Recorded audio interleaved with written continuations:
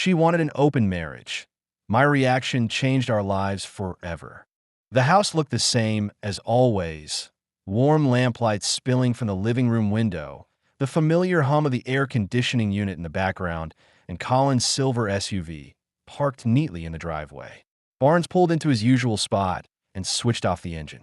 Something fell off, a quiet whisper of unease he couldn't quite place.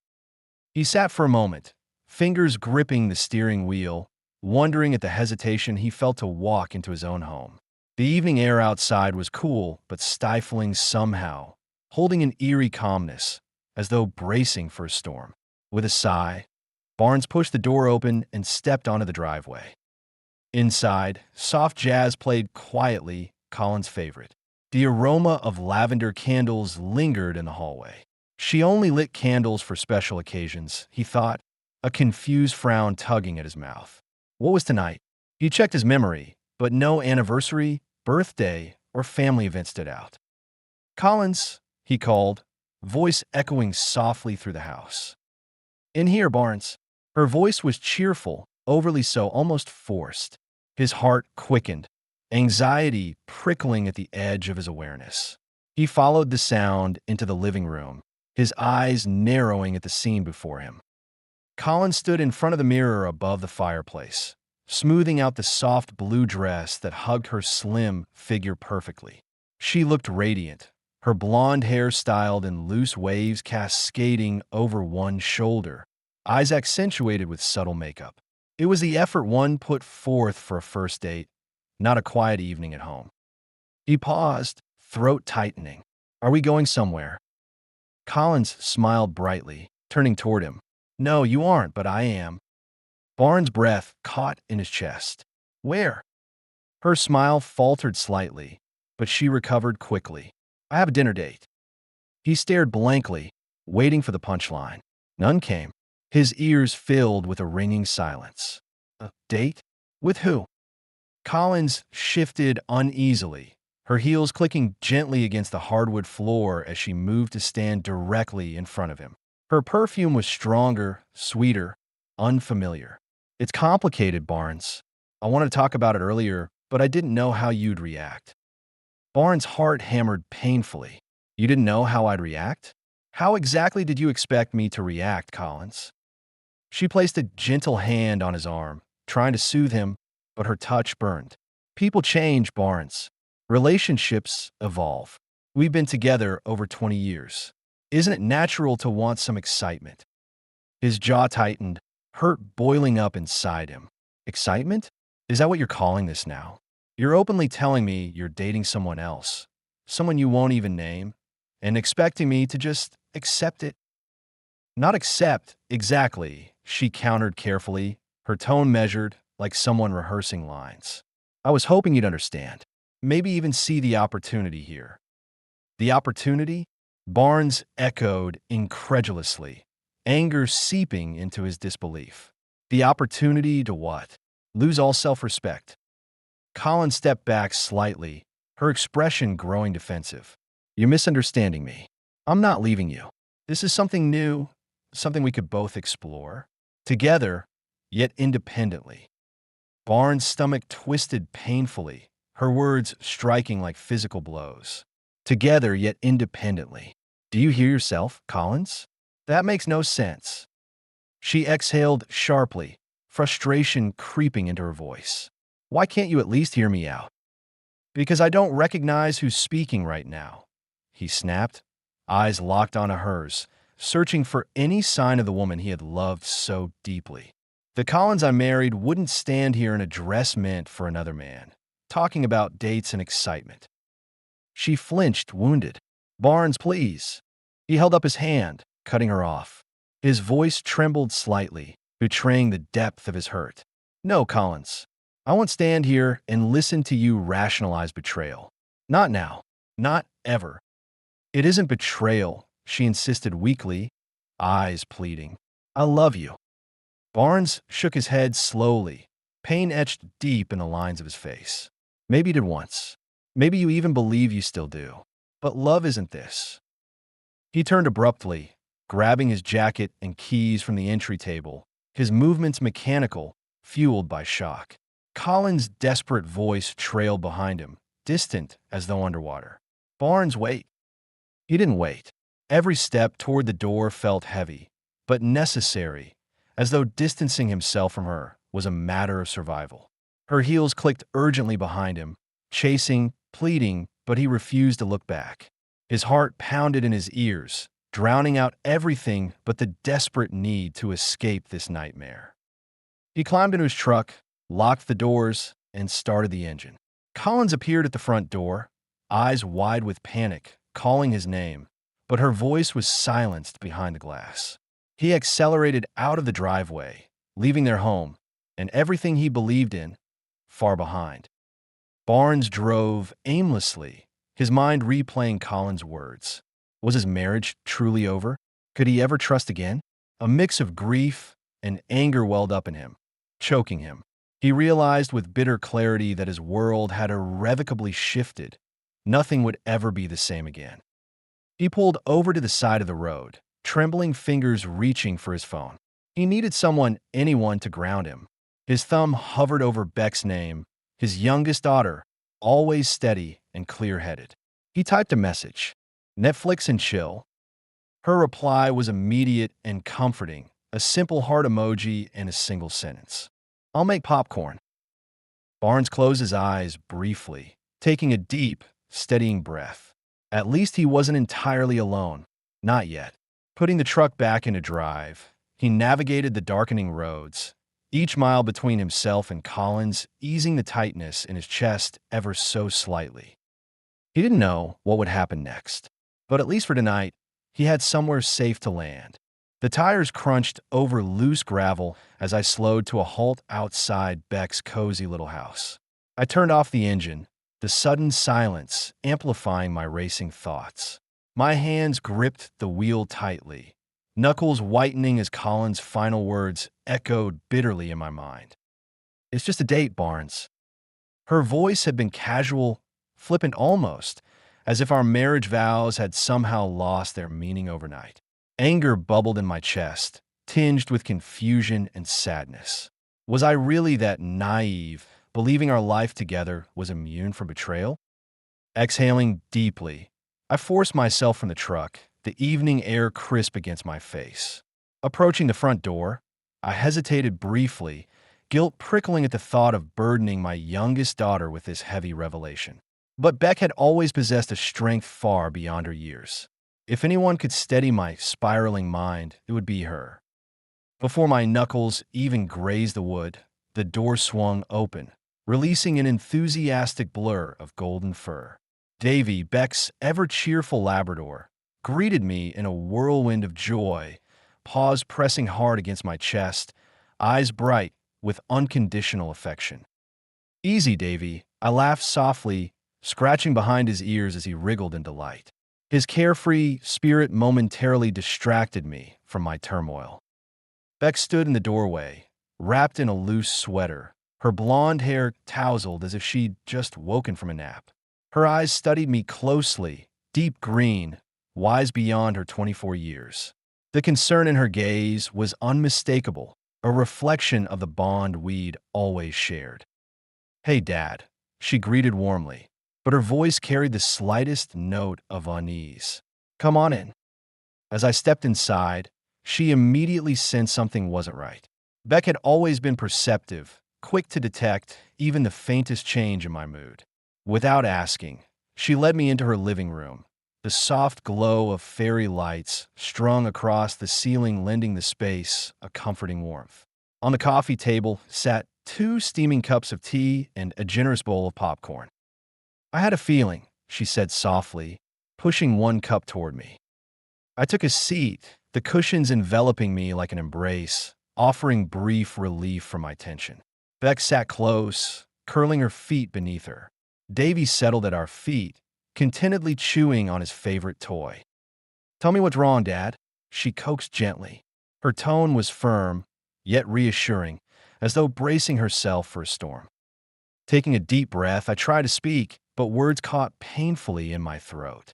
Beck placed her hand gently on my arm, steadying me. I cleared my throat, and with each word spoken, reality became more undeniable. Your mom. I hesitated, glancing down at the floor, ashamed and unsure. She told me she planned to go on a date tonight with another man. The silence that followed was deafening.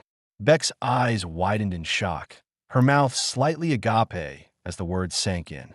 For a moment, disbelief shadowed her features, then swiftly hardened into anger. What? Her voice trembled slightly, reflecting my own internal chaos. Mom said that to you? I nodded slowly, absorbing the fresh sting of betrayal. She claimed it's just about excitement, something she says we need. She expected me to understand, to be okay with it. That's insane, Beck whispered fiercely, anger flushing her cheeks. She reached abruptly for her phone, fingers trembling as she tapped her mother's contact. Beck, I began, attempting to soothe her, but she shook her head defiantly. No, Dad. She doesn't get to do this to us, Beck said fiercely, holding the phone up as Collins answered. I sat frozen, heart thundering as I listened to Beck confront her mother with unwavering strength. Where are you right now, Mom? She demanded, voice steely with controlled rage. A pause, then her face twisted in disgust. With Dad? Really? Because he's sitting right here with me. You're lying to me, to both of us. Colin's muffled voice was audible, attempting excuses, but Beck was having none of it. Don't call me. Don't come here. I'll talk to you when, and if, I'm ready. She hung up, tossing the phone roughly onto the couch. Her chest rose and fell rapidly, breath shaky with suppressed fury. She stared into the distance, eyes glassy with tears she stubbornly refused to shed. I opened my arms silently, and Beck fell against me, burying her face into my shoulder. The fierce daughter I'd raised, always so strong, now shook with quiet sobs, devastated by her mother's betrayal. She lied, Dad, Beck whispered brokenly, voice muffled against my chest. My own mother just lied straight to my face. I know, sweetheart, I murmured, stroking her hair gently. I'm sorry you're caught in the middle of this mess. She pulled back slowly, wiping her tears with the back of her hand, sadness shifting into a protective determination. What happens now? What are you going to do? I exhaled deeply, shoulders heavy with responsibility. Honestly, Beck, I don't know. I hope talking to you would help me make sense of it. She leaned forward again, resting her head against my shoulder. Maybe Sylvia should be here too. We should face this as a family. She reached for her phone once more, dialing her older sister. When Sylvia finally arrived, her carefree attitude quickly evaporated upon hearing the truth, though her initial reaction was markedly different from Beck's. Mom's going through something, Sylvia said cautiously, her eyes flicking nervously between Beck and me. This isn't normal behavior for her. Beck stared at Sylvia in disbelief. Are you seriously making excuses for her? Dad deserves better than this. The tension escalated quickly, Sylvia's insistence on neutrality clashing with Beck's unwavering loyalty to me. Their words grew sharper, bitter accusations slicing through the air. Finally, unable to reconcile their opposing viewpoints, Sylvia left abruptly, leaving Beck trembling with anger and hurt. Why is she taking Mom's side? Beck whispered bitterly, fighting tears of frustration. She's not. I sighed, exhausted. Sylvia just handles things differently. Give her time. The emotional weight of the evening had drained us both. Beck curled up beside me again, Davy gently nudging her hand in comfort. Silence settled around us, punctuated only by Davy's gentle breathing. I trust you, Dad, Beck finally whispered, her voice barely audible. Whatever you decide, I'm with you. Warmth flooded my chest, momentarily easing my heartache. Despite the chaos Collins had introduced, this bond, the one between my daughter and me, remained unbroken. In Beck's quiet living room, amid the wreckage of the night's revelations, I knew one thing with absolute certainty. My marriage might be falling apart, but the love and trust one shared with Beck would sustain me through whatever lay ahead. Sylvia's arrival at Beck's apartment was heralded by the slamming of a car door and a clatter of hurried footsteps. She burst through the door without knocking, bringing a gust of cool night air and the faint scent of margaritas along with her. Her flushed cheeks and glittering eyes showed remnants of a carefree night now abruptly shattered. "What happened?" she demanded, sensing the heavy tension immediately. Her gaze flickered between Beck and me, searching for clues in our silence. "Seriously, what's the emergency? I was at a party." Beck looked at her incredulously, suspicion sharpening her tone. "Are you drunk, Sylvia?" Sylvia laughed softly, brushing away Beck's pointed accusation. "Relax, Beck. 2 margaritas and a cocktail hardly count as drunk." She glanced at me, sheepishly adjusting her demeanor, recognizing the seriousness etched into my face. "Okay, what is it?" Beck turned sharply toward me, eyes wide and desperate, silently pleading with me to explain the inexplicable. I cleared my throat, feeling a heaviness that made speaking difficult. "It's your mother. She told me tonight she's seeing someone else, or wants to. She called it a date." Sylvia stared at me blankly, frozen by disbelief. Her expression morphed from confusion to startled realization.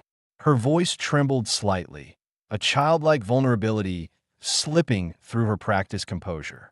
"Dad, are you serious? Is this some kind of misunderstanding? Mom wouldn't do that." "I wish it was," I replied softly, meeting her troubled eyes. She was very clear. Sylvia sank onto the edge of Beck's small couch, her hands gripping her knees tightly, knuckles white against denim. Her usually expressive face had become a fragile mask, revealing how deeply the revelation had shaken her. After a brief, tense silence, she raised her gaze, meeting Beck's accusatory stare head-on. "I don't believe it," Sylvia whispered defiantly. "Mom loves Dad. She wouldn't jeopardize everything for some stupid fling. There has to be more to it." Beck exploded instantly, her frustration bubbling over into raw anger. "Are you serious, Sylvia?" She flat out admitted it. "You weren't there. You didn't hear how casually she said it, like she was talking about going shopping or something. It's like she didn't even care." Sylvia bristled, her protective instinct for their mother kicking in. "Beck, calm down. I'm just trying to make sense of this. Mom's probably confused, going through some midlife crisis or something." "Confused?" Beck laughed harshly, her voice shaking with disbelief. "She lied to Dad, lied to me when I called her earlier. There's nothing confused about that. She's betraying all of us." "She made a mistake," Sylvia countered stubbornly. "You're acting like Mom's a monster. People make mistakes. Maybe she's just feeling lost. Dad, you must see that." I watched my daughters spar with words, their bond fracturing before my eyes.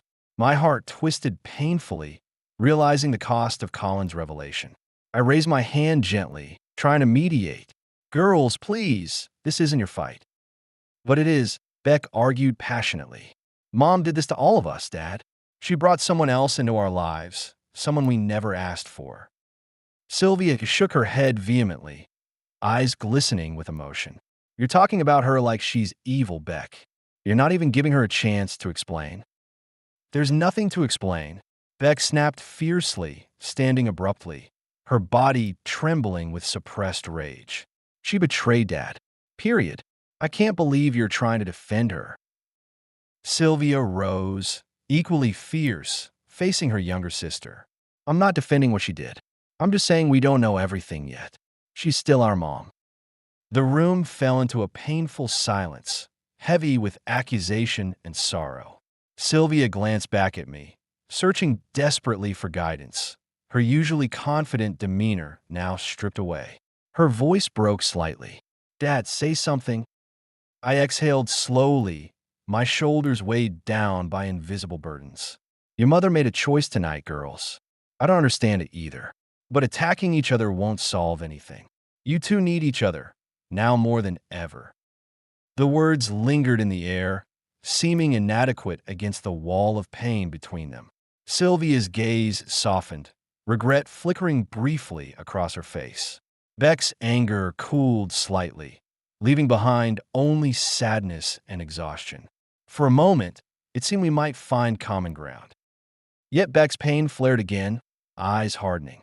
Dad's right, Sylvia, but I won't pretend everything's okay. She hurt Dad, hurt all of us, and if you want to stay neutral, fine, but I can't. Sylvia recoiled slightly, hurt and frustration warring across her features. I'm not neutral, Beck. I'm just trying to understand. It doesn't mean I'm on her side. Sure sounds like it, Beck muttered bitterly. Sylvia grabbed her purse roughly, her movements sharp and angry. Fine. I can see I'm not wanted here right now. Talk to me when you're ready to be reasonable. She turned swiftly toward the door, hurt radiating from every stiff step. Sylvia, wait, I called, standing quickly, but she was already halfway outside, the night swallowing her retreating figure. Her car door slammed, the headlights flickered uncertainly, hesitating briefly as if she might return, before the vehicle lurched away, disappearing into the darkness. I stood frozen, feeling the sharp sting of failure. Beck leaned against me quietly, her anger draining away, replaced by a profound weariness. Her voice trembled slightly as she whispered, I didn't want to hurt her, Dad, but she doesn't get it. I wrapped my arm around her, pulling her close, breathing in the familiar comfort of her presence. She's hurting too, Beck. Your mom put us all in a terrible position.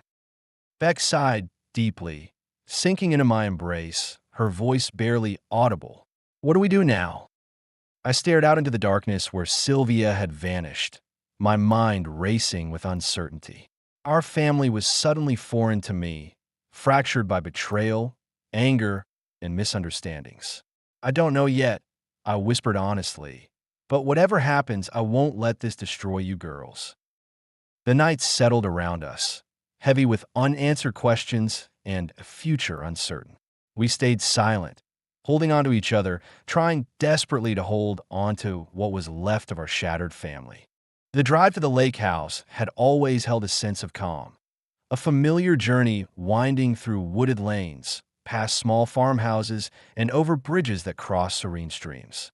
Yet this time, every mile felt heavier, weighed down by questions that neither Beck nor I could answer. The silence in the car was both comforting and unsettling.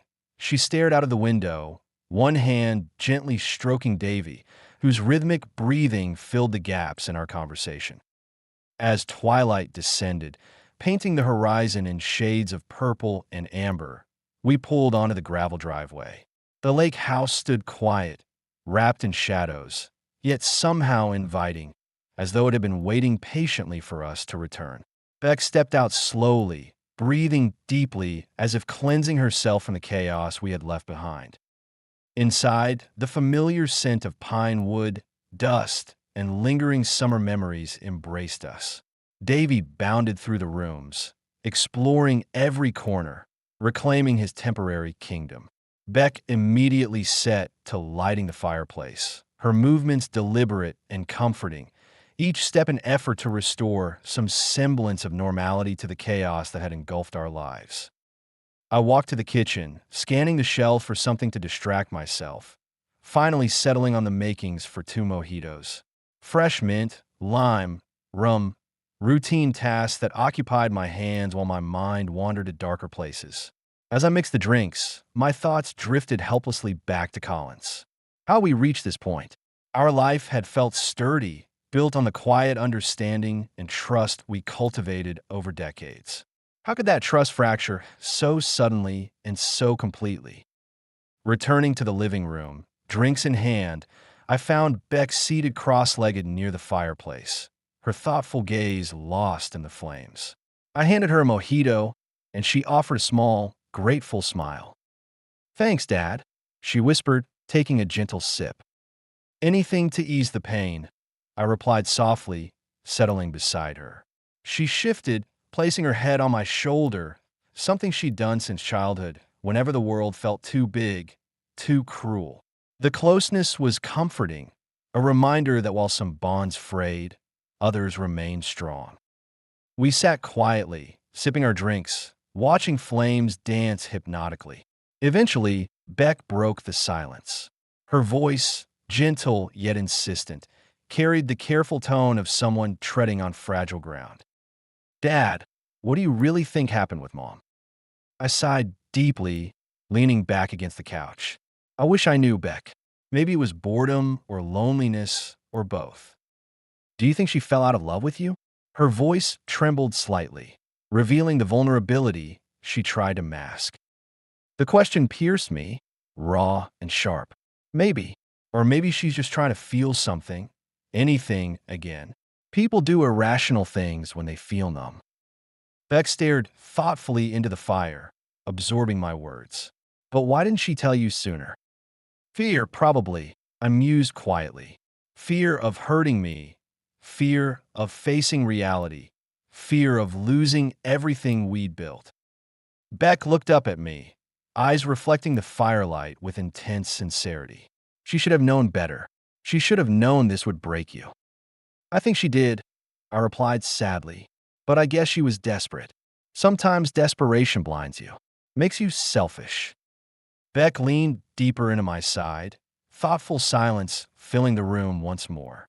After a few moments, I lit a cigarette, an old habit that resurfaced only under extreme stress. Beck raised an eyebrow, a silent judgment tempered by compassion. Don't lecture me. I smiled weakly, exhaling slowly. Just a night. She nodded quietly, resting her hand gently on my arm. I won't, but you need to take care of yourself too, Dad. I chuckled bitterly, smoke curling gently from my lips. That's always been your mother's job. She squeezed my arm tenderly. Maybe it's time you learn how to do it for yourself. We continued talking softly, sharing fragments of memories, stories about the lake house, lazy summer evenings spent stargazing on the dock, Collins laughing freely in better times. Each recollection was bittersweet, punctuated by the painful recognition of what we'd lost. After a while, Beck stood, stretched, and headed into the bedroom to gather a blanket for Davy, who was already softly snoring near the fireplace. I stepped onto the porch, inhaling the crisp night air. The lake stretched out before me, moonlit ripples shimmering like liquid silver. The quiet beauty of the night seemed incongruous with the turmoil inside me, yet strangely comforting at the same time. Beck joined me moments later, wrapping her arms around herself against the chill. It's beautiful, she whispered, gazing out toward the lake. Hard to believe life can feel so messed up while everything else stays so perfect. I nodded silently. Life has always been that way, cruel and beautiful all at once. She took a deep breath, steadying herself. You think we can fix this? Honestly, I sighed, shaking my head softly. I don't know. Some wounds heal, others leave permanent scars. It depends on how deep the wound really goes. Beck turned toward me, determination firm in her eyes. Whatever happens, we'll get through it together. Sylvia too, even though she's confused right now. She'll come around.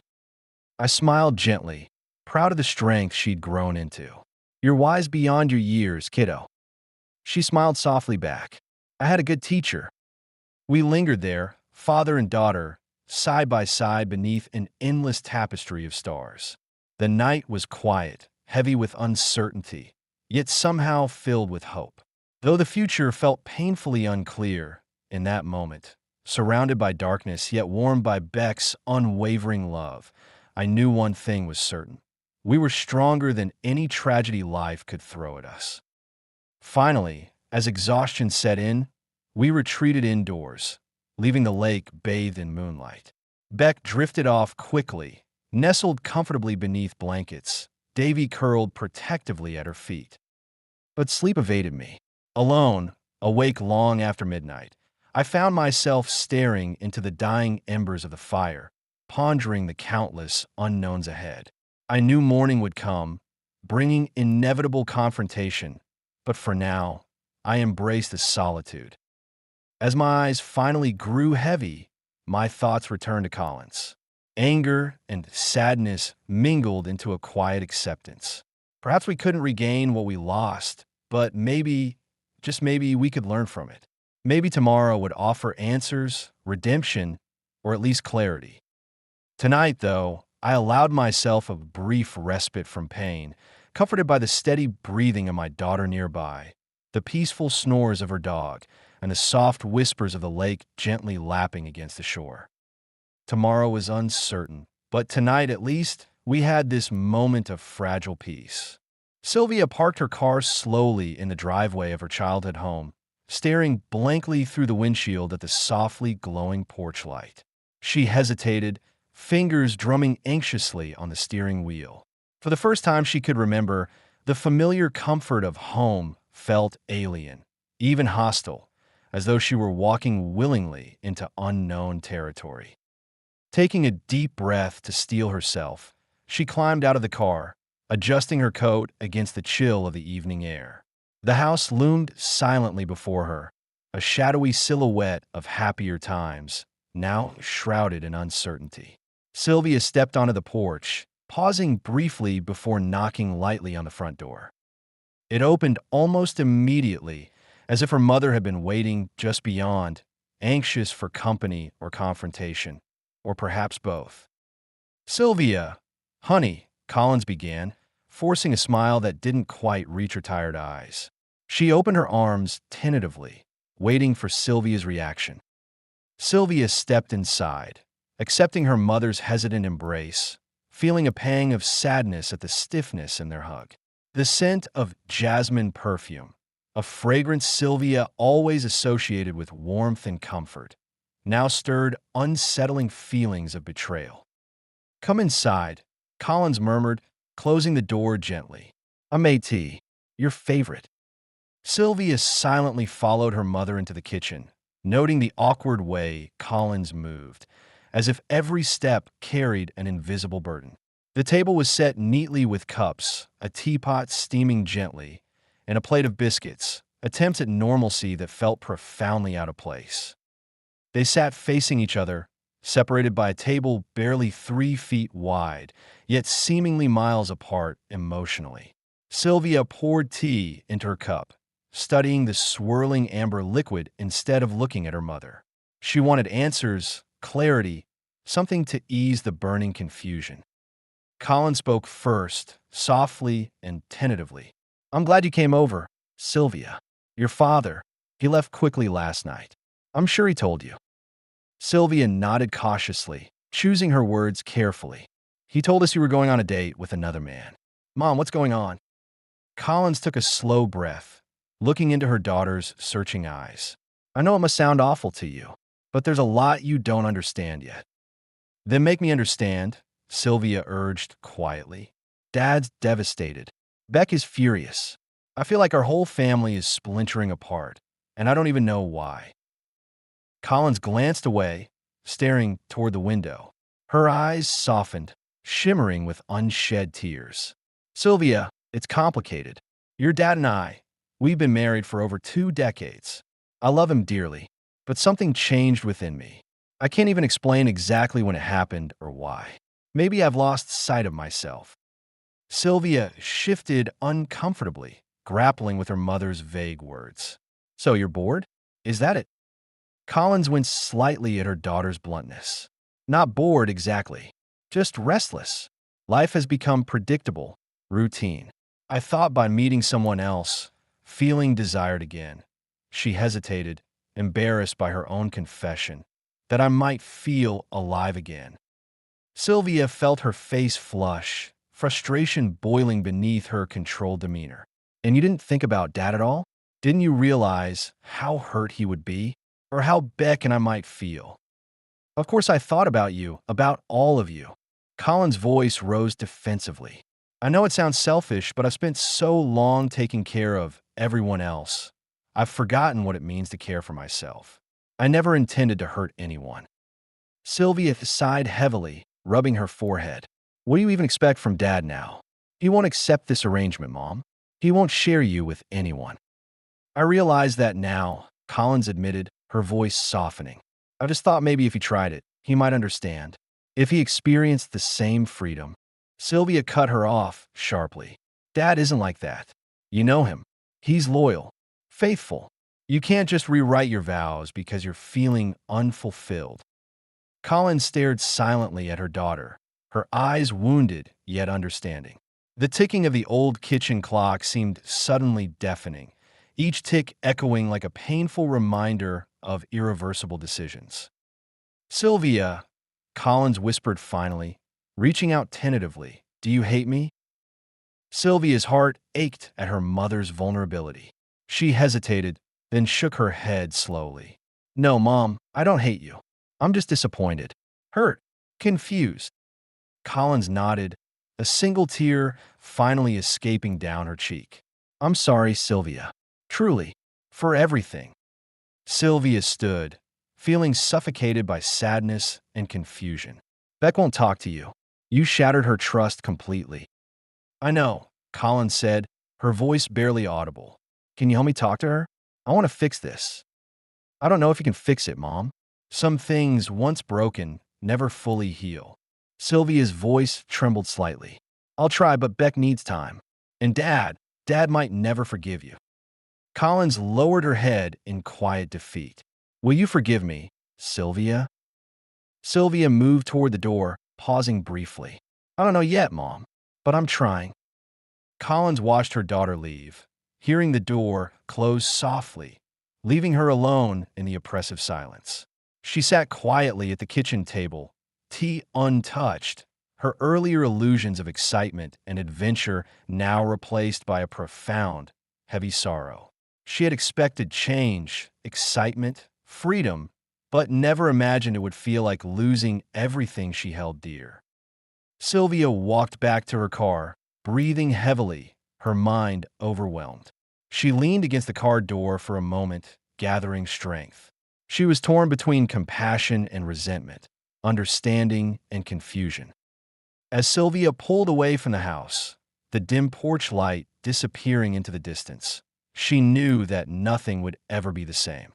Her family, once a sanctuary, was now unsteady, fragile, and crumbling beneath secrets and revelations she could barely fathom. One thing was certain, there was no going back. The late afternoon sunlight filtered softly through the half-open blinds, casting fragmented shadows across the familiar hardwood floor of our living room. The gentle hum of traffic outside did little to ease the heavy silence inside. A silence so thick I could almost hear my own heartbeat echoing in the space between Collins and me. She stood quietly by the window, staring out with vacant eyes, clutching a cup of juice tightly enough for her knuckles to whiten. She seemed lost, more vulnerable than I'd ever seen her. I sat on the edge of the sofa, my fingers interlaced tightly, tension radiating from every muscle in my body. Finally, she turned, slowly drawing in a deep, hesitant breath. Her voice emerged softly, fragile and uncertain. Barnes, please say something. What exactly do you want me to say? My voice was quiet but steady, colder than I'd intended. She took a careful step forward, setting her glass down with deliberate care on the coffee table between us. I need you to understand. I'm listening, I replied flatly. But understanding and acceptance are two very different things.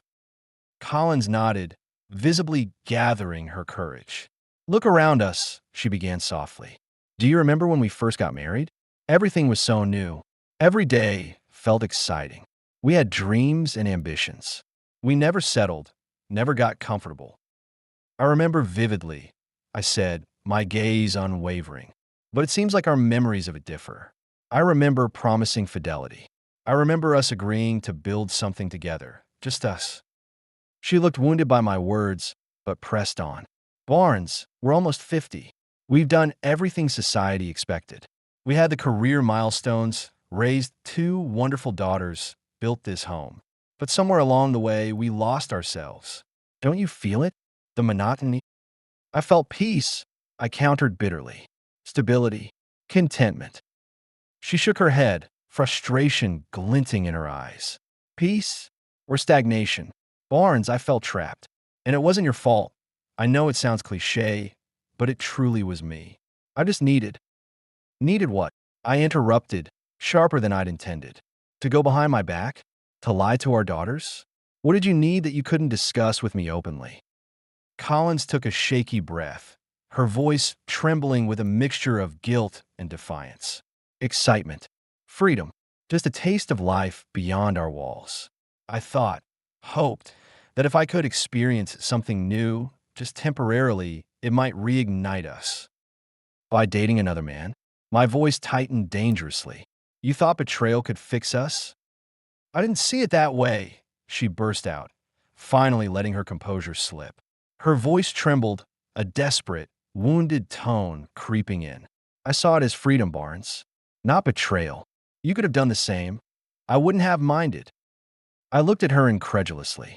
Listen to yourself, Collins. You're rationalizing infidelity as a cure for boredom. You're proposing we casually shatter our vows because you're bored. Tears welled in her eyes, threatening to spill over. I didn't intend to hurt you.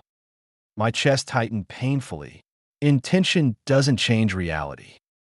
A heavy silence settled again, punctuated only by the faint tick of the clock in the kitchen. Collins lowered herself slowly into the armchair opposite me, as if her strength was draining away. Her shoulders slumped, the fight leaving her posture. Barnes, she whispered, defeated, I'm sorry. It was stupid. I made a terrible mistake. But we can still fix this. I watched her closely, sadness and anger warring within me. You keep saying we, but we didn't do this. You did. She reached out, her hand trembling. Please, give us a chance. Therapy.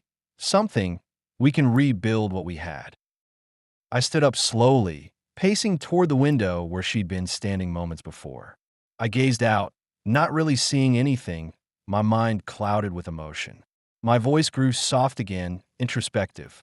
I believed you, Collins. Trusted you more than anyone in the world. I trusted our marriage. But now, how can I rebuild trust when I see only lies? Barnes, she began, voice thick with desperation. I turned sharply, my voice firm yet weary. Tell me one thing. Did you even think about Beck and Sylvia before you did this? Our daughters are broken because their mother lied to their faces. Did their pain ever cross your mind? Colin's face crumbled, her silent tears finally spilling over. I was selfish. I admit it. You were, I agreed quietly. But it's deeper than selfishness. You didn't just hurt me. You fractured the trust of our entire family. She covered her face, shoulders shaking as sobs broke through her facade. I wanted, deep down, to comfort her as I'd done countless times before. But something held me back, something deep and damaged, something that had been irreversibly altered by her betrayal. I can't erase what I've done, she whispered brokenly. I can only ask for your forgiveness. I stared at her, torn between empathy and profound disappointment. Maybe one day I'll forgive you, I said slowly. But forgiveness doesn't equal reconciliation. It doesn't mean we can restore what's been lost. She met my gaze, eyes filled with hopelessness. What are you saying, Barnes? I hesitated, searching within myself. I think you know. She nodded slowly, the finality in my words settling upon her. So this is it? You're leaving me? I swallowed hard, my voice raw with pain. You left me first. I'm just catching up. She remained seated, motionless, as I walked past her. The quiet thud of my steps echoed softly through the empty hallway. When I reached the bedroom, I pulled out a suitcase, mechanically gathering the basics I'd need. As I packed, her muffled sobs carried faintly down the hallway. I zipped my suitcase shut, realizing I was taking not just clothes, but fragments of a broken life. Pieces I'd have to someday put back together without her. Minutes later, as I stood in the driveway, keys in hand, Collins appeared at the doorway. Her face was pale and tear-streaked, silhouetted against the warmth of our home. Barnes, she whispered one last time, her voice desperate yet resigned. Is there no hope? I looked back at her, the woman I'd loved more than life itself, and felt an unbearable sorrow. There was hope, I replied quietly, but you traded it away. Without another word, I turned, climbed into the truck, and drove into the twilight, leaving behind the shattered pieces of the only life I'd ever known. The late afternoon sunlight filtered gently through the curtains, filling the living room with soft amber light. Collins sat quietly, nervously smoothing out imaginary wrinkles from her blouse. The ticking of the antique wall clock, a wedding gift from her parents, punctuated the uncomfortable silence like a metronome counting down their dwindling seconds of peace. Barnes stood by the window, gazing outside but seeing nothing. His mind was elsewhere, trapped between memories of happier times and the bitter taste of recent betrayal. He had agreed to meet Collins here today, at their home, his once sanctuary, only after she had pleaded repeatedly, claiming she had something important to say. He owed it to their history, he reasoned, yet a part of him dreaded what would come next. Finally, Collins broke the heavy silence. Her voice was soft, almost timid, a far cry from her usual confidence. Barnes, I know I've hurt you. I've made a terrible mistake, but I need to fix this. He turned slowly to face her, studying her expression with a scrutiny he'd reserved for strangers, not the woman he'd spent decades loving. Her eyes were red-rimmed, swollen from sleepless nights, yet he felt little compassion. Fix what exactly, Collins? You made your choice clear. Her shoulders sagged slightly. It was stupid, impulsive. I was bored, restless. I felt trapped, Barnes. You have to understand. I never wanted to hurt you. Yet you did, he responded, his voice colder than he'd intended. You made your choice, fully knowing what it meant to me. She stood, taking a hesitant step toward him, her hands shaking slightly. I was wrong, she whispered. I know it now. Please, Barnes, give us another chance. I'll do anything. Counseling, therapy. I'll quit my job. I'll cut contact completely. Just don't give up on us. He searched her face, looking for sincerity. There was regret, certainly, but underneath he saw something else, a deep-seated restlessness, still smoldering beneath the surface. Counseling might uncover more truths than either of us can handle, he said softly. Are you sure you're ready for that? She looked away, troubled by his implication. I'm ready to try. I'm ready to face whatever comes up. Our family means everything to me. Barnes took a slow breath, gathering his thoughts. Collins, our family was built on trust and loyalty. You broke that. Even if we patch things up now, how can I ever trust you again? How can I be sure this won't happen again the moment boredom sets in? Tears brimmed in her eyes, trickling slowly down her cheeks. Because losing you scares me more than anything. Because this pain, right here and now, is something I never want to feel again. His heart twisted painfully. He wanted desperately to believe her. He yearned to reach out and wipe away those tears. Yet something held him back, a barrier of betrayal he couldn't easily scale. Collins, he began carefully, you know me better than anyone. You know I'd never intentionally hurt you. But I can't live every day doubting your faithfulness, wondering if another moment of weakness is just around the corner. I can't be that person. She took another step closer, visibly trembling. Just one chance, Barnes. Please. One more chance to prove I've changed.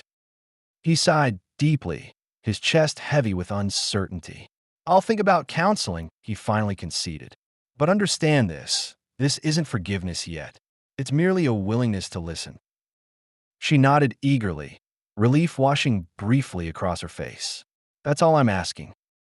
As she reached out tentatively, touching his hand gently, Barnes felt a jarring mix of warmth and cold suspicion flow through him. Her touch was familiar, comforting even, but now tainted by the shadows of her betrayal. There's something else, Barnes added quietly, almost to himself. He looked directly into her eyes, challenging her to be truthful. You told Beck lies. You didn't just betray me, you betrayed our daughters. How do you plan to fix that?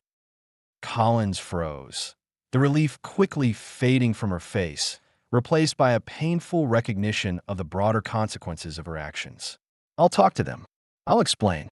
I'll apologize, do whatever it takes. Words won't undo what you've done, Barnes said sternly. You broke something precious, not just our marriage, but the family we built together. Repairing that trust won't be easy. She lowered her head, visibly defeated. I know, she admitted, but I'll try. He stood there in silence, feeling the weight of their shared pain.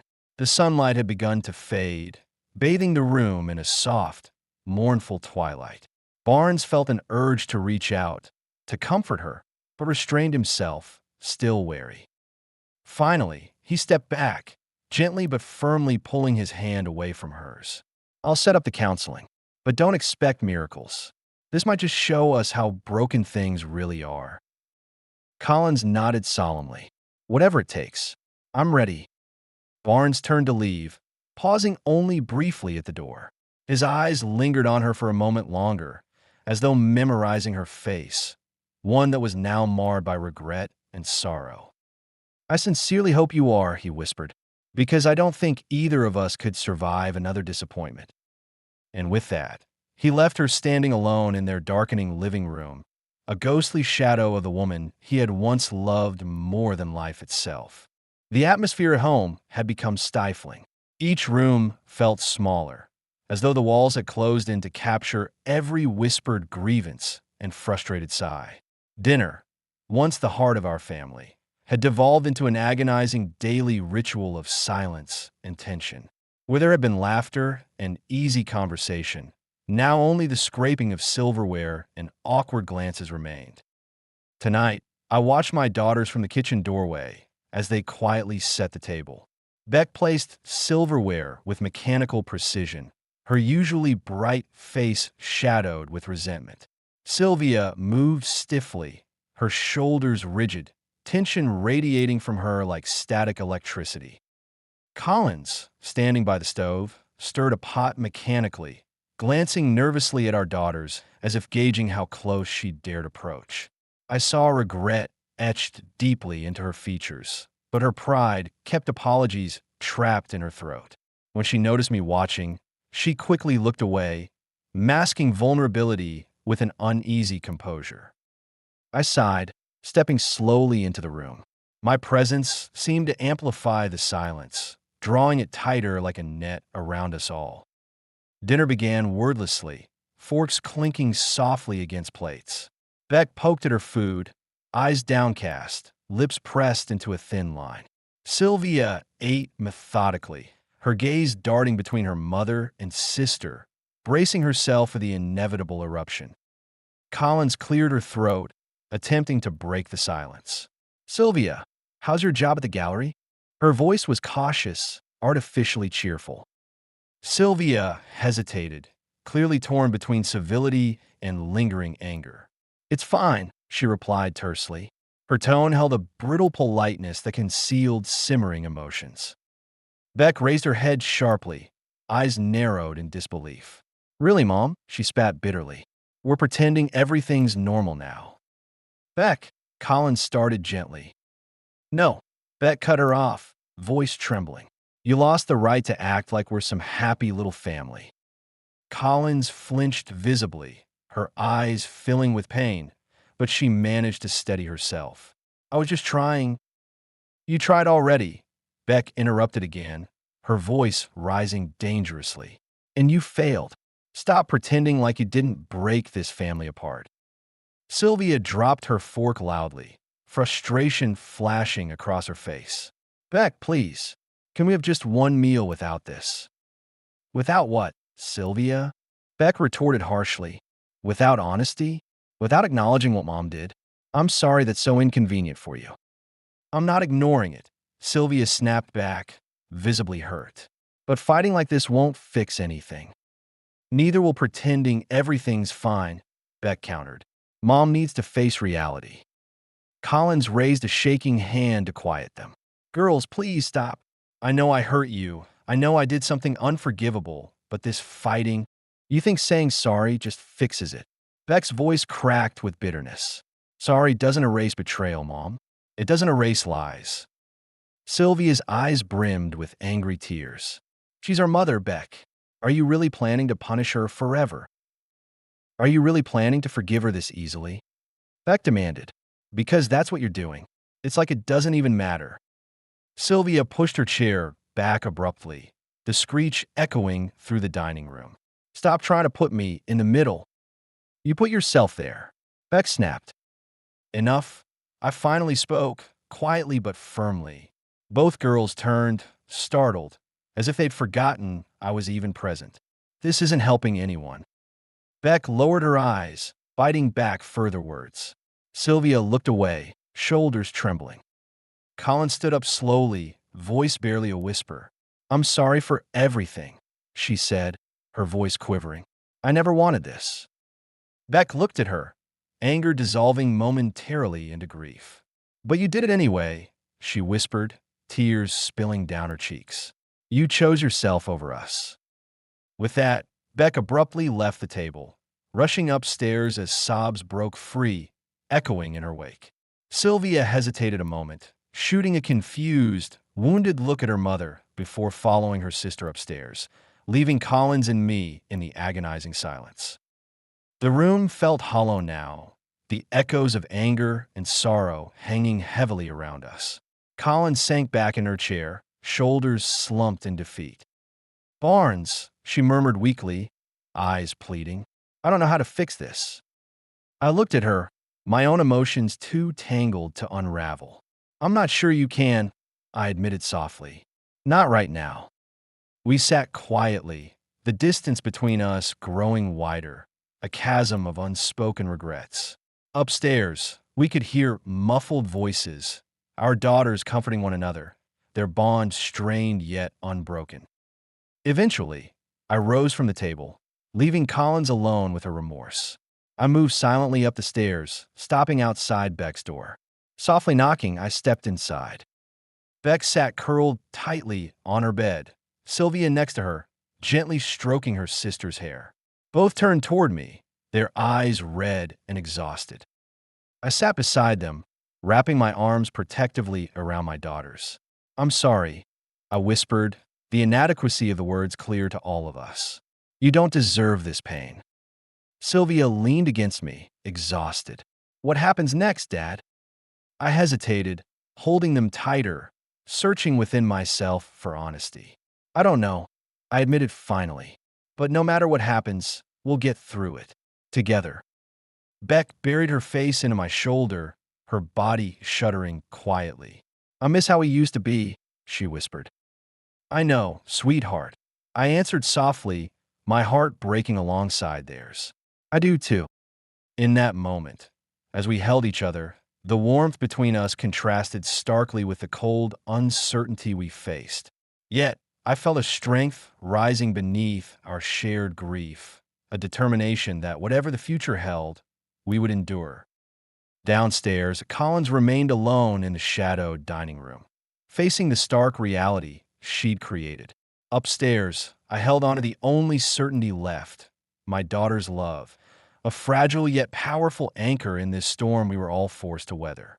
The counseling office was small and warmly decorated, filled with tasteful furniture and carefully curated art designed to instill calm and trust. Yet for Barnes, stepping through its threshold felt akin to entering enemy territory. Beside him, Collins walked stiffly, eyes averted, her silence heavy with anticipation. They hadn't spoken during the entire drive, the tense silence broken only by the rhythmic hum of tires on pavement and an occasional heavy sigh. Dr. Emily Walsh, their therapist, greeted them with practiced kindness, her face neutral but attentive. "Welcome back, Barnes, Collins. Please take a seat." Barnes sank into the leather armchair, his body taut, alert, fingers subconsciously gripping the edges of the chair as if bracing himself. Collins sat on the adjacent couch, carefully choosing a cushion at the far end, creating distance between them, a physical symbol of their emotional divide. Dr. Walsh glanced between the two, sensing the thick tension immediately. Her voice was gentle, non-accusatory. "Let's begin where we left off last session. Collins, you were expressing feelings of stagnation and a desire for more excitement in your marriage. Barnes, you seem taken aback by the revelation. How are you both feeling now?" Barnes swallowed, weighing his words carefully. Betrayed, he finally admitted, his voice quiet but firm. He looked directly at Collins for the first time that afternoon. "I thought we were partners, equal, loyal partners. The idea that you were planning dates behind my back. It's more than excitement, Collins. It's deception. Collins flinched slightly, but she met his gaze head-on, her eyes reflecting both regret and defiance. It wasn't about betrayal, Barnes, she said. Her voice was calm, too composed, as if she'd rehearsed this conversation countless times in her head. I felt trapped. Everything became predictable.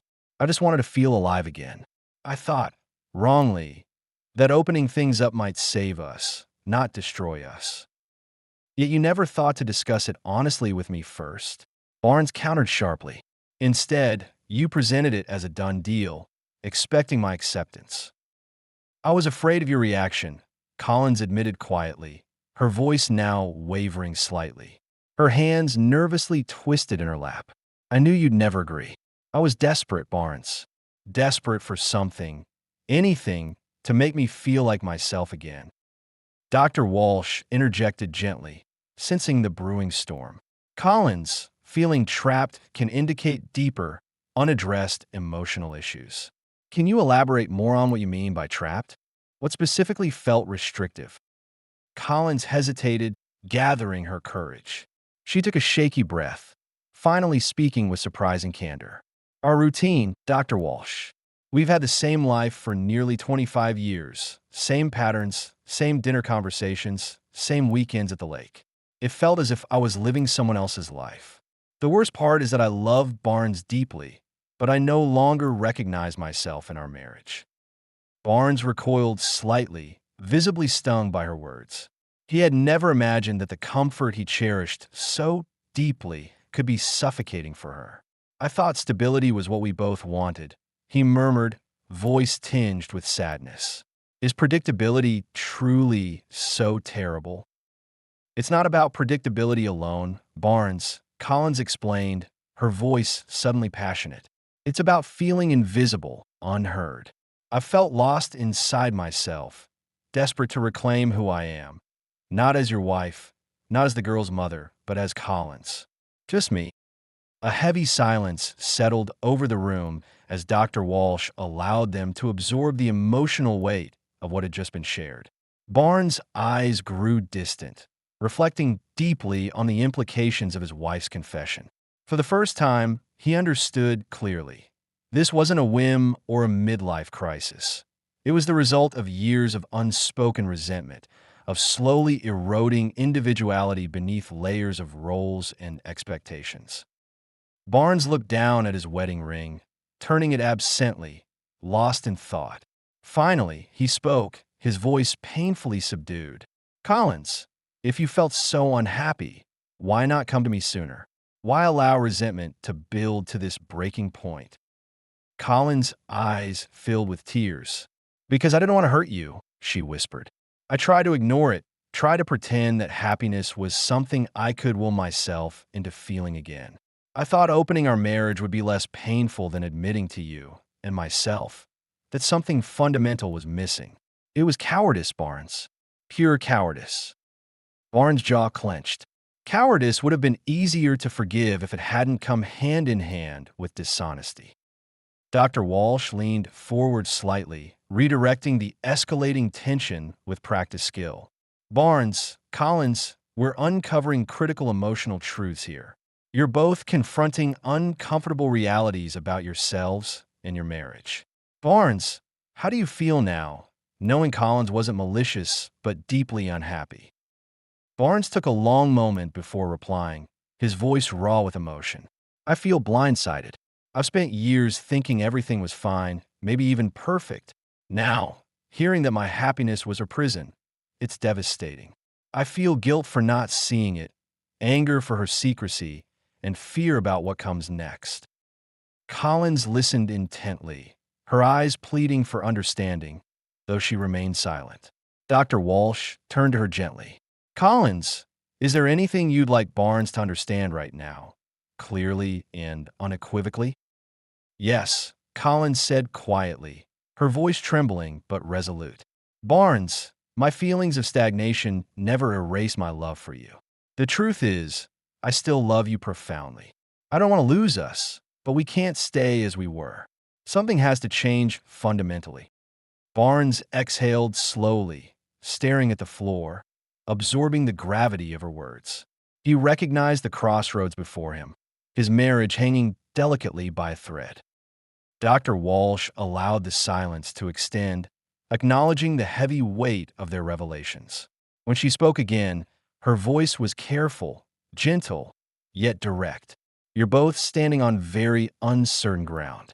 What matters now is whether you're both willing to create a new foundation together, or if this is where your paths diverge. Barnes lifted his eyes toward Collins once more, studying her face, so familiar yet strangely distant. He finally spoke, a new vulnerability in his voice. Collins, I can't promise I'll ever fully trust you again, but I'm here today because I believe in what we had and maybe in what we could rebuild. If we're going to survive this, the honesty you've shown today must continue. I deserve at least that. Collins nodded slowly, tears spilling over as she accepted the fragile opportunity Barnes offered. You have my promise. No more secrets. Dr. Walsh noted the exchange carefully, aware that real healing had only just begun. Then let's begin there, she said softly. One honest step at a time. They left the office together in strained silence, each absorbed in thought, both knowing their next steps would define everything. Yet, amid the heavy uncertainty, something small but powerful had been reignited. Hope. Fragile, tentative, and overshadowed by pain, but hope nonetheless. Outside, under an uncertain sky, they faced one another again, cautiously regarding the stranger each now saw in the other's eyes, unsure if love alone would be enough to bridge the chasm their marriage had become. The counselor's office was a carefully crafted illusion. Soft lighting, strategically placed paintings of calming landscapes, and plush furnishings all combined to suggest peace. But the space felt stifling, as if the air itself were saturated with the unspoken truths that Collins and I carried within us. This was our third session, but the silence we shared still felt louder than any argument we'd ever had. Dr. Amelia Hart, a thoughtful, silver-haired therapist with eyes that pierced gently into the heart of every conversation, observed us with practiced patience. Her pen hovered above a notebook, silently urging us toward honesty. Barnes, she finally spoke, breaking the heavy quiet. Last week, you expressed feeling blindsided by Collins's decisions. Has that perspective shifted at all? I sighed deeply, feeling the weight of Collins's eyes on me as I searched for the right words. It hasn't. If anything, it's deepened. I don't just feel blindsided. I feel betrayed, almost as if our entire marriage was a facade. Collins shifted uneasily beside me. Her normally poised demeanor showed signs of vulnerability today, her shoulders slightly hunched, hands trembling subtly in her lap. Dr. Hart's gaze moved to Collins. And you, Collins? Have you reflected on Barnes's feelings of betrayal? Collins hesitated. Her eyes, once confident and unyielding, were filled with an emotion I rarely saw: uncertainty. Yes, I have. But Barnes doesn't understand. It's not just boredom or restlessness. It's deeper. I feel like I lost myself in our marriage. And the more I tried to tell him, the less he seemed to hear. Her voice was delicate, strained with the effort of honesty. Hearing it made my heart ache, but I fought the urge to comfort her. I'd done that for decades, and now my own heart needed tending. Barnes, Dr. Hart gently nudged. What do you hear Collins saying? My jaw tightened as I turned toward Collins. I hear that she's blaming me for her unhappiness. But why now? Why let it build to this? Collins straightened slightly, desperation creeping in her voice. Because you never noticed. You were so focused on work, on routines, on maintaining this perfect picture of us, that you never realized how empty I felt. All those nights we watched TV silently on the sofa, I wasn't comfortable. I was suffocating. You thought it was peace. I saw it as stagnation. The revelation struck me like a physical blow. The memories I'd cherished, quiet evenings side by side, now shattered like porcelain, leaving only sharp edges of misunderstanding. So, all those moments meant nothing. I asked quietly, a tremor in my voice, because they meant everything to me. No, Barnes, they meant something, Collins whispered, her voice thickening with tears. But they weren't enough. I needed adventure, passion, something to remind me I was still alive. Dr. Hart interjected softly. Did you communicate that clearly to Barnes? Collins shook her head sadly. Not clearly enough. I hinted, I withdrew, hoping he'd notice. But he just carried on, believing we were both content. The regret in her voice hurt more than her previous anger had. I struggled to process this new reality, that beneath our seemingly peaceful existence had been a silent turmoil, churning unnoticed for years. And this date, this other man, Dr. Hart asked gently, her voice neutral yet probing, did you choose that to force a change? Collins's eyes met mine, swimming with sadness. Yes, partly. I wanted Barnes to wake up, to notice me again, to fight for me. Maybe it was cruel, but I was desperate. But Collins, I said, my voice breaking, you never gave me a chance to fight. You invited someone else into our marriage without giving me a choice. Collins stared at the floor, her shoulders shaking softly as tears fell. I know, she whispered. I made the biggest mistake of my life. I should have spoken up years ago. We sat quietly for a moment, the heavy reality settling around us. Dr. Hart allowed us the space, waiting patiently before continuing. So, Barnes, knowing now that Collins acted out of desperation, does it change anything for you? I closed my eyes briefly, breathing deeply as I absorbed the gravity of our revelations. It explains things, I admitted slowly, but it doesn't erase the hurt. How can I trust her again, knowing how easily she gave up on us? Collins winced visibly at my words, each syllable causing fresh wounds.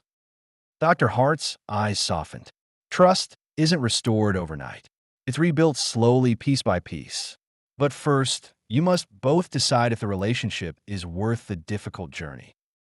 Collins looked up, eyes pleading. Barnes, please, I want to rebuild. I've learned how deeply I've hurt you. Let me make this right. Her plea echoed painfully in my chest. Part of me wanted desperately to believe her, to restore what we'd lost, but another part, a deeper, wounded part, warned of the risks in trusting her again. I don't know if I can, I whispered honestly. Too much damage has already been done. Dr. Hart leaned forward slightly. Healing is possible, but only if both parties truly want it. Barnes, take some time. Reflect deeply. Collins, continue to be honest. Healing begins with openness. The session ended in muted silence. We exited separately, barely able to look at one another. Outside, the fading afternoon sun felt too bright, too harsh against the darkness now exposed between us. As I watched Collins walk slowly to her car, shoulders slumped and burdened, I realized something profound. Even amid the deepest betrayal, love was stubbornly persistent.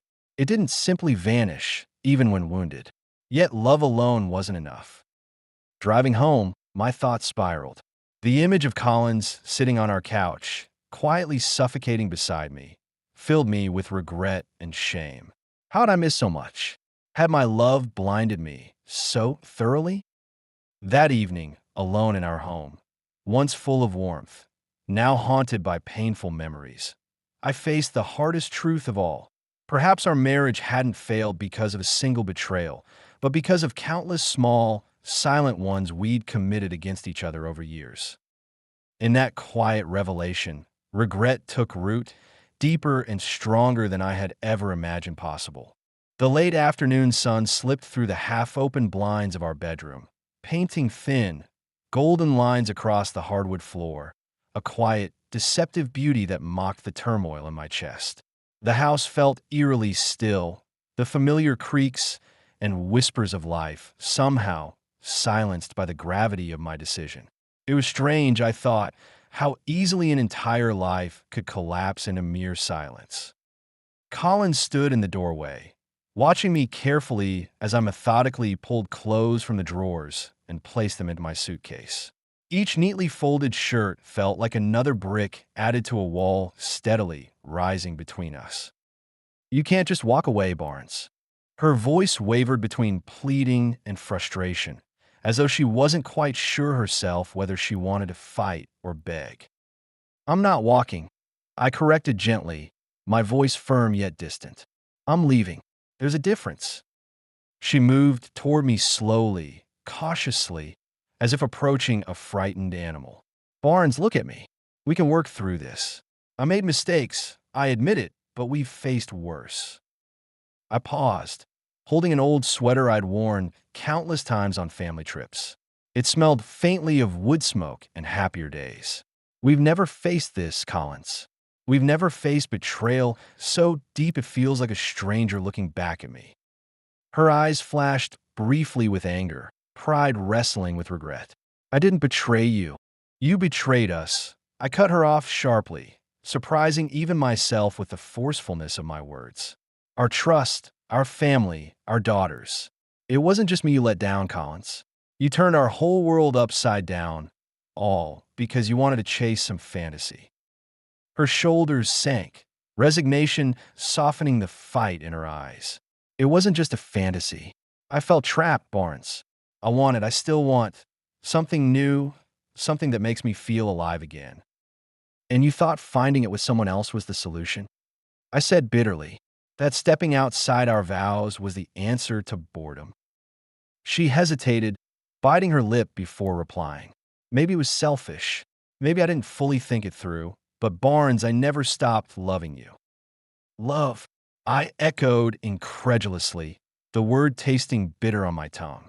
"Love is about respect and honesty. Love doesn't sneak around. Love doesn't lie to your daughters." Collins flinched, pain crossing her face, as though my words had physically struck her.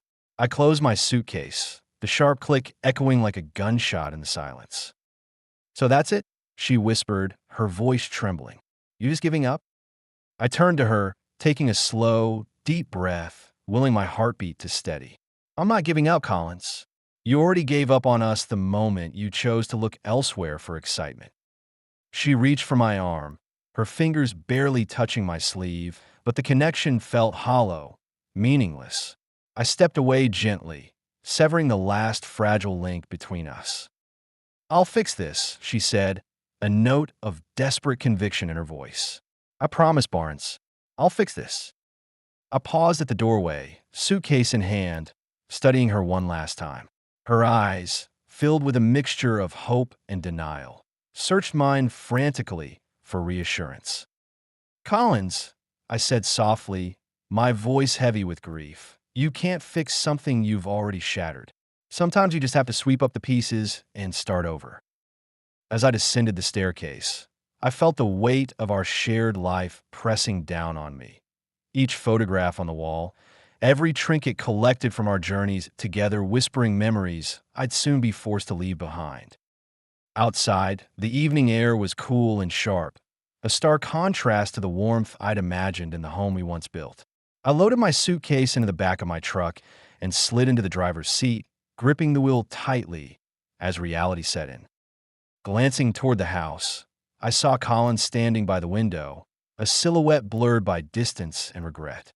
She was watching, perhaps hoping I'd change my mind, perhaps understanding that I wouldn't. As I pulled out of the driveway, the quiet street seemed to hold its breath, witnessing the departure of one man from the only life he'd known, the only life he'd wanted. A sense of profound loss washed over me, mingling with relief and sorrow. I had reached my breaking point, and now, as darkness gathered on the horizon, the road ahead remained uncertain. Yet, despite the pain, I felt a strange freedom growing within me, a fragile hope that maybe, just maybe, there was life waiting beyond this bitter farewell. The lake house had always been a place of refuge, a sanctuary that Barnes and his family had filled with laughter, warmth, and memories.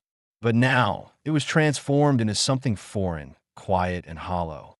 Its silence echoed his solitude, whispering gently yet insistently of all that had been lost.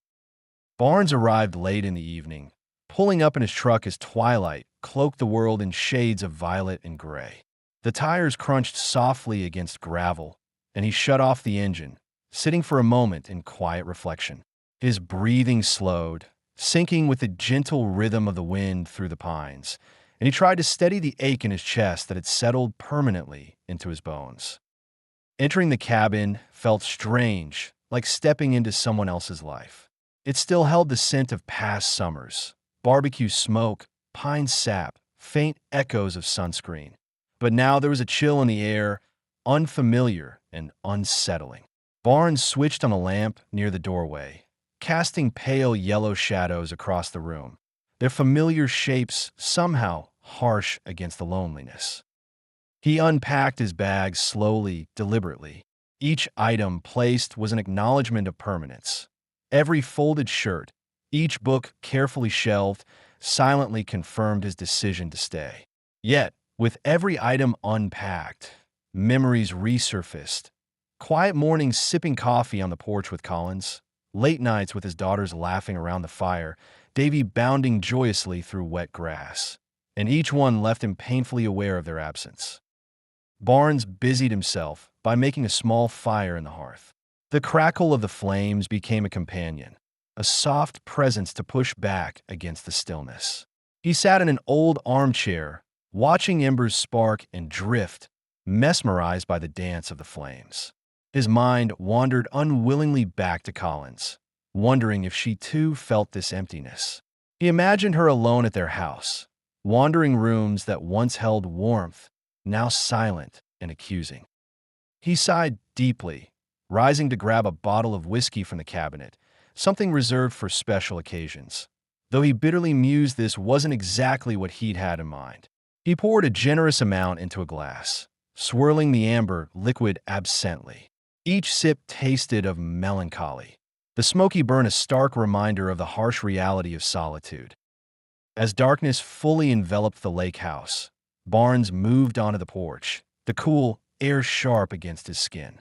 He stared out across the lake, the moon casting silver highlights upon the water. It was beautiful, but he felt no comfort in it. Instead, the silence pressed against him, vast and unyielding. The nights were the hardest. Alone with his thoughts, he found himself replaying conversations with Collins, analyzing words that once seemed innocuous but now felt charged with hidden meanings. Sleep became elusive, disturbed by dreams that brought false reconciliation only to end abruptly with the sting of betrayal. Days turned to weeks.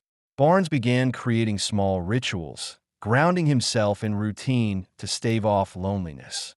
Each morning, he would rise early, make coffee, and sit on the porch, watching the mist roll over the lake. He spent afternoons fixing things around the property, repairing loose boards on the dock, repainting faded shutters, tasks that kept his mind occupied, even if briefly. Evenings were reserved for reading, yet often the words blurred, overshadowed by intrusive thoughts of what might have been.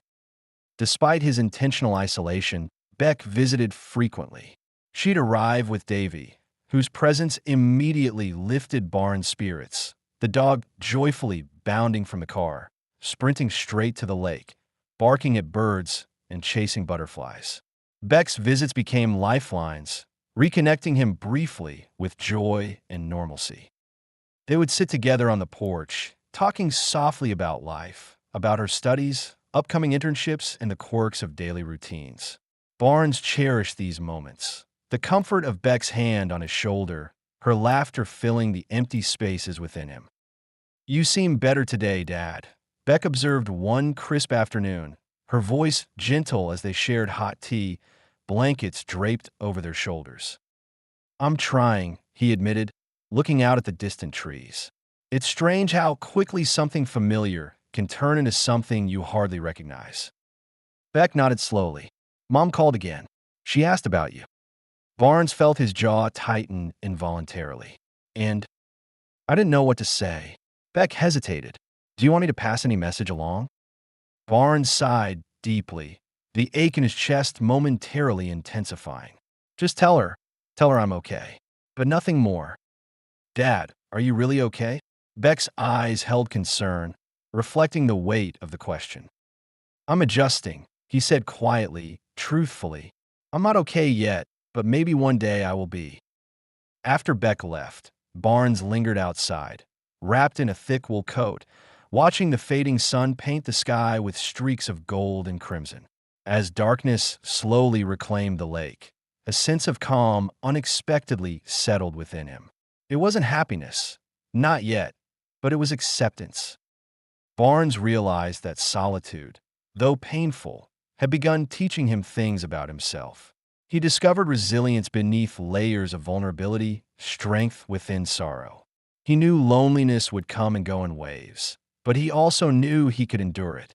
Somewhere inside him, a fragile determination took root, promising eventual healing. That night, Barnes slept without the usual haunting dreams. His sleep was deep, dreamless, restorative, a simple mercy he desperately needed. The following morning, as he brewed his coffee, Barnes stood by the kitchen window, feeling a shift within himself. The lake outside sparkled brightly in morning sun, a gentle wind rippling its surface. It was the same lake he'd seen 1,000 times before, but today it felt different, more hopeful, less overwhelming. Barnes picked up his coffee cup and stepped onto the porch, breathing deeply, embracing the crisp morning air. He knew the journey ahead would be long, filled with setbacks and painful memories. But at least for today, beneath a clear sky and golden sunlight, he felt something resembling peace. He understood now that adjusting to separation wasn't simply about enduring absence.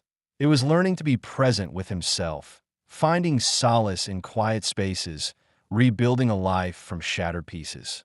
And for the first time since he left home, Barnes felt ready to begin. Winter had given way to a hesitant spring, and Barnes stood alone on the porch of the lake house, overlooking the serene waters shimmering gently beneath the early evening sky.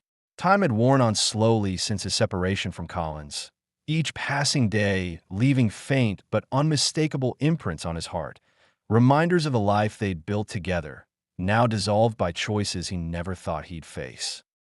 He sipped his coffee slowly, the warmth of the cup barely piercing the chill that lingered in his chest. It had been months, yet some wounds remained raw, stubbornly refusing to heal completely. Still, Barnes had reached a point of acceptance, a quiet acknowledgement that some things, once broken, could never be fully restored. In solitude, he found time for reflection, long, quiet evenings filled with introspection. Initially, he'd replayed every painful conversation, every subtle signal he'd missed over the years. Gradually, those memories shifted from agonizing replays of regret to deeper, more constructive contemplation. He recognized now the moments he should have spoken, acted, or perhaps simply listened more closely. Collins's betrayal still stung, but he was learning that the dissolution of their marriage had been a process, not a singular event.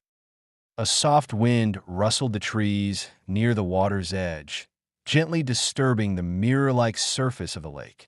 Barnes stepped off the porch and walked slowly along the shoreline, gravel crunching beneath his boots, the air thick with the scent of pine.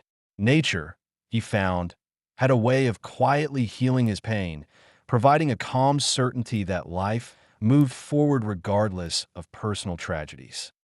He sat upon a weathered bench, gazing thoughtfully into the fading twilight. His mind wandered to his daughters, Sylvia and Beck, both profoundly impacted by their parents' unraveling marriage. Barnes had always prided himself on being a devoted father, yet these past few months had shown him new depths of vulnerability. The role of protector had shifted into something more complex.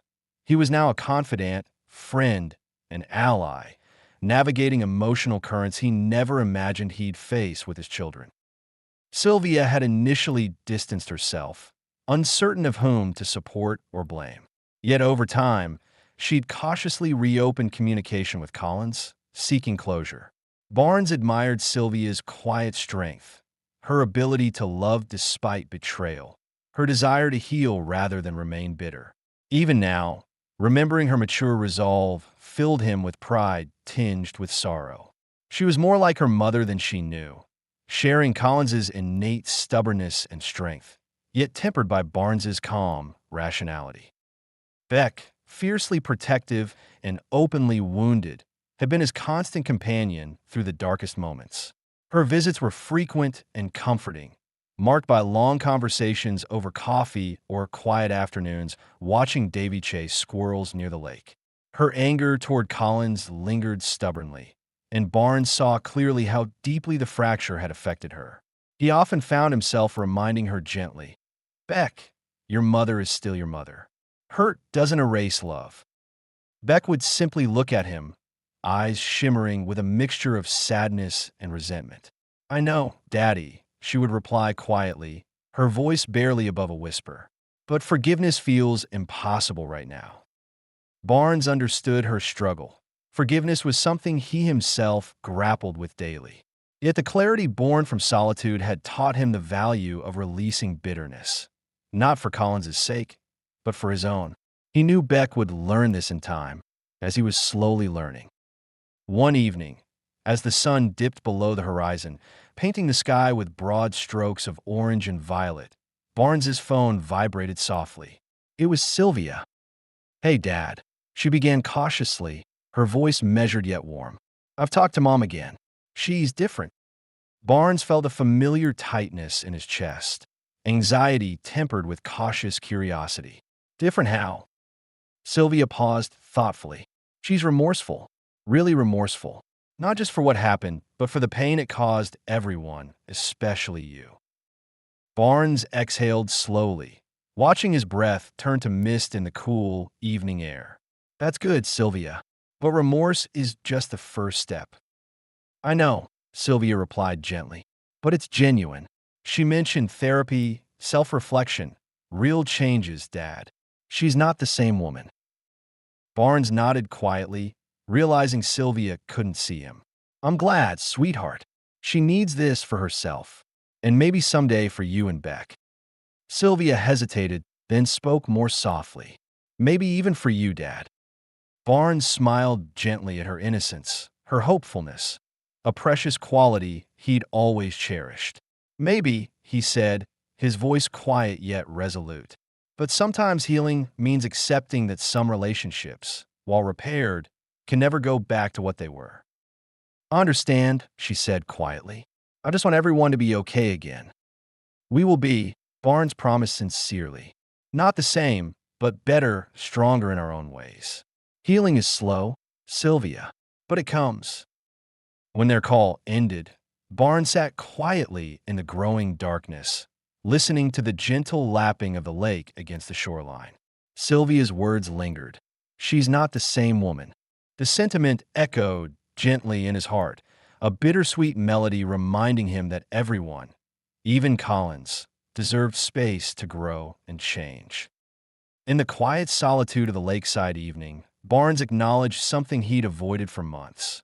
He missed Collins deeply, not just as his wife, but as a friend and partner.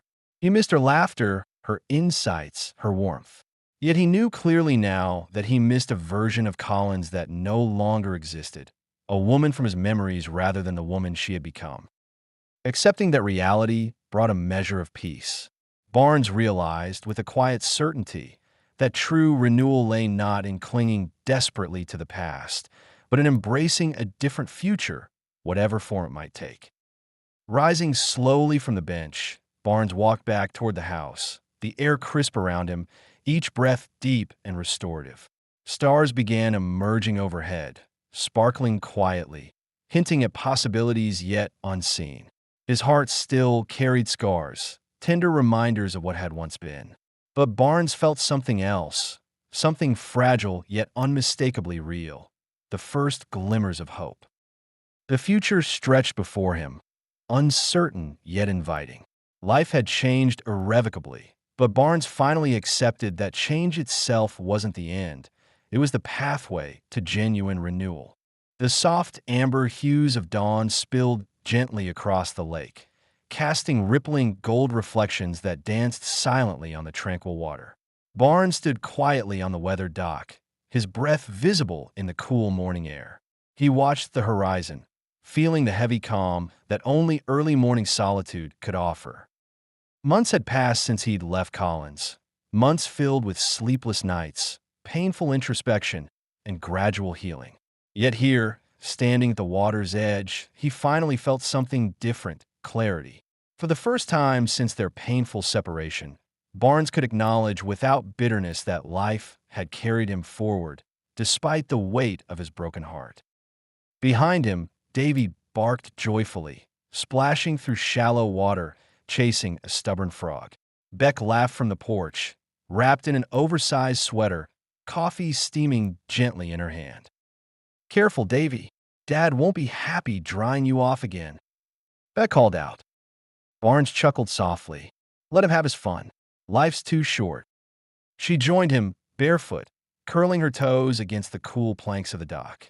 "You're sounding philosophical this morning, Dad." He smiled, glancing at her, noting how gracefully she'd matured, shaped by the turbulence they'd both endured. "Maybe I'm just getting old."